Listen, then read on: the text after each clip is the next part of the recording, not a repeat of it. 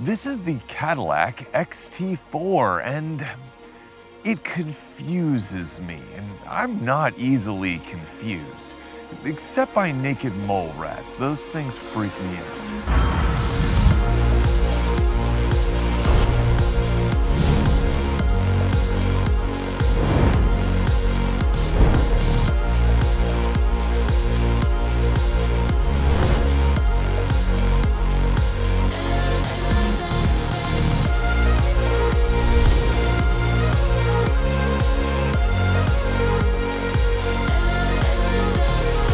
Let's get into the main reason right away, so I don't waste your time.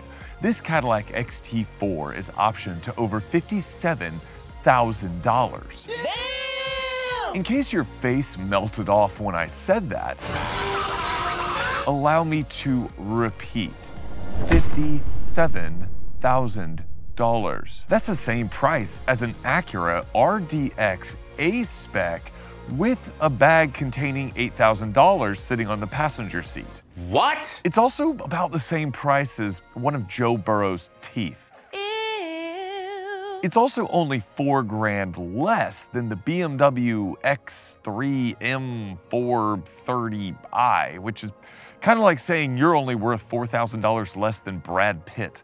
That doesn't make sense. So what in the name of all that is holy and decent in the world is Cadillac thinking? Are you stupid? Are they thinking it's because the powertrain is so exceptional? Yeah, it's not. It's a 2-liter turbo 4 making 235 horsepower and 258 pound-feet of torque. And that's running through a 9-speed automatic, and because this is all-wheel drive, it won't even really hit 30 miles per gallon on the highway. I was averaging about 23 miles per gallon during the week I had the XT4. 0 to 60, this is over 7 seconds, which is probably about how long it takes most of the XT4's customers to get out of a chair. And thank you so much for bringing up such a painful subject. Well, then it must be the options, right? I mean, if this thing starts at just under $40,000, then this model must be loaded to the gills with technology and options like Cadillac's Super Cruise. Yeah, no. You know, this thing is $57,500. It doesn't have Super Cruise. It doesn't have like a digital gauge cluster. It just has all of GM's usual infotainment and technology. And don't get me wrong, that's great to a certain extent. I mean, I really like a lot of GM's technology and infotainment. It's very intuitive, very easy to use.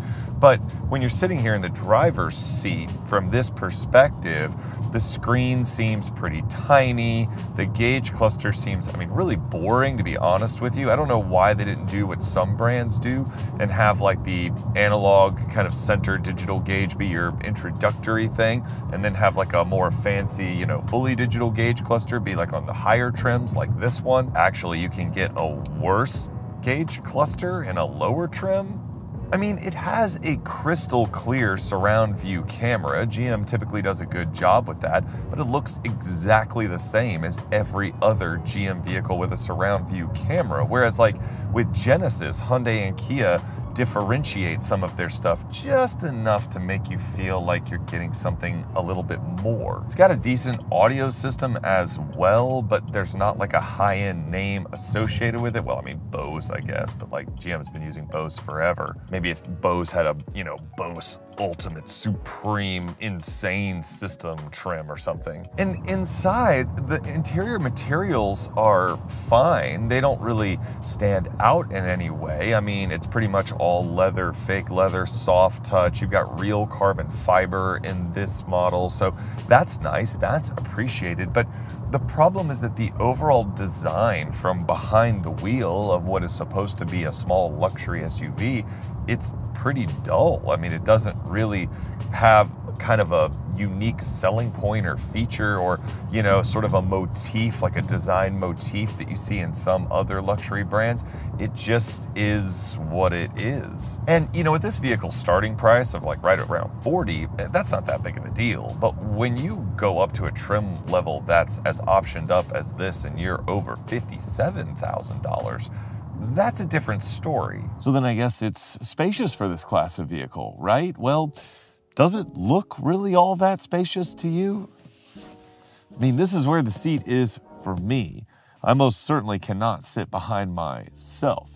It says that it has about the same amount of legroom as the Buick Envision, but I'm gonna say no. No, it doesn't have the same amount of legroom as the Buick Envision. If by the same, you mean completely different. I've seen worse. Now, to be fair, with the passenger seat moved up, it is similar to the Buick Envision. But we took Hallie to a volleyball tournament in Alabama. She's 5'10", and she sat behind Mrs. Jax, and she didn't really complain all that much. And I don't think that they could achieve the same level of comfort in this as they could in the Envision. Well, maybe it can haul lots of stuff. Okay, yeah, no, it can't haul lots of stuff. There's only 22 cubic feet of space here behind the rear seats. For context, that's 2 cubic feet less than a Honda HR-V, and the aforementioned Buick Envision has 25 cubic feet of space, and it's on the smaller end of the scale.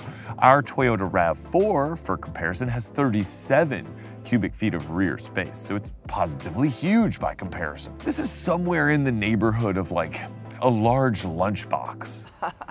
Okay, it's not all bad. I'm done shitting on the XT4 for a second because design-wise, on the outside, it's a pretty good-looking vehicle. The vertical taillights on the XT4 are nice, they're unique, and they're sort of properly singular for a brand that is playing in the luxury segment. You want to have your own sort of design language. You want to have your own unique design elements, and I think Cadillac's use of the vertical lighting is really nice and it's distinctive. This one also has the blacked-out appearance package with the really large black wheels and the black Cadillac badges. And personally, I actually think that's super cool. I think that's something that Cadillac should do more often, is sort of make the badges different colors like that. I think that's kind of a nice touch. Imagine if there was like a V-Series trim where like the badges were color matched to some aspect of the car. I just think that's like a cool differentiator, and not many brands are willing to do that with their badging. Overall, the problem here is that the XT4's exterior appearance, especially as you see it here, is sort of promising an experience, an ownership experience, if not a driving experience, that the interior and the actual driving dynamics fail to live up to. So the handling of this XT4, I would sort of describe it as unremarkable. We're on the handling road now, and before we get to the bouncy stuff, I'll tell you that the steering wheel feels very nice. The steering is light, quick, and pretty accurate. The brake pedal is firm, but has absolutely zero feel, like none at all. So that's a little bit of a bummer. Now, going over some of this stuff right here. Right side of the car is getting hit with the bumps. Left side of the car is stable. And this handles it well. I just don't think it retains kind of that smoothness that I had in the Buick Envision a couple reviews back. I'll make sure to link that in the description. It's comfortable. It's definitely not jarring, but it's not pretending to be sporty at all. Here's the thing. There's too much Lexus in my Cadillac. Like, Cadillac makes the CT4 and CT5, which are, you know, regarded as incredibly good handling sports sedans, but then you have this, which is just sort of competent, and like over the big bump there, it's incredibly soft, but there's not even the slightest pretension of sportiness. Weirdly, I think the Buick Envision is like better tuned, because you expect the Envision to be like super quiet and very smooth, you know, kind of keeping with the Buick identity, and it is. It does a really good job at that. And this is sort of doing that, but not as well. And if you want something that's tuned better than this, that is a sort of front-wheel drive based smallish SUV, Mazda's doing this way better, and you can top out a CX-5 or a CX-50 for like 41. That's what I said in the Envision review. Is one of the biggest problems with the Envision is that Mazda exists. And honestly, if Cadillac was going to go for a more sporty Germanic kind of state of being, then it should be tuned more like that Mazda as opposed to the Envision. I mean, I could see somebody choosing the Envision over a Mazda because they preferred the way it drove and they liked how quiet it was. But I don't know exactly why somebody would choose this over the Envision, especially when you can save 10 grand or more. Here's what I'll sort of sum up about the driving experience of the XT4. What do you want to be? Like, what do you want to be, Cadillac? Like, do you want to be like a small German SUV and have some semblance of like control? Or do you want to be an affordable version of that, like Mazda? Well, this is not an affordable SUV.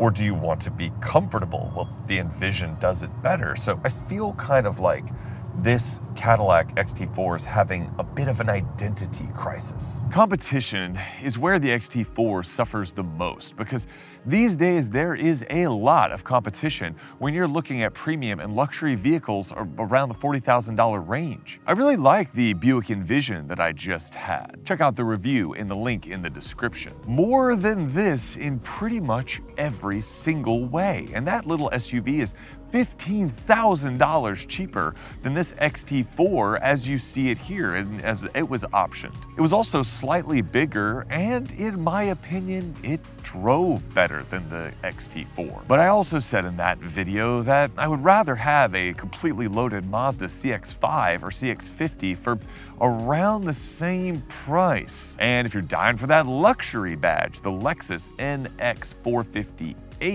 is a little bit more than this and offers the absolutely amazing feature set of a plug-in hybrid as only Toyota can do. Seriously, that is a fantastic little luxury SUV. I mean, come on, 37 miles on purely EV power, and then after that it becomes a Lexus and Toyota hybrid vehicle? What more could you want? Oh yeah, it's super fast too. Way faster than this. It's true. So should you buy the Cadillac XT4?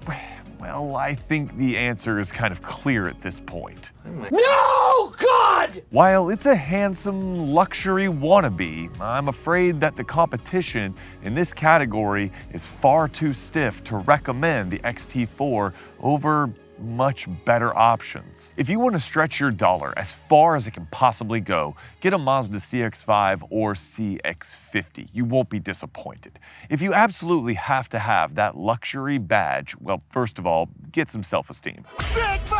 Secondly, get the Lexus NX in one of its various trims or the Acura RDX. Both are insanely reliable, loaded with lots of options, and are better all around than the XT4. Or you could save a few bucks and get a Buick Envision loaded, maybe an Avenir trim, off of a lease. Seriously, I'm not kidding. That is a very underrated small SUV, and I'm surprised that we don't see more of them around. Maybe it's because Buick's marketing efforts are such trash, but what do I know? Guys, if you like this video, please consider liking and subscribing. Please consider sharing it with anybody who happens to be looking for a premium or luxury vehicle. Click on one of the videos that you might see on the screen soon or now or whenever. And until next time, drive safe and I'll see you in the next review. All right? Peace.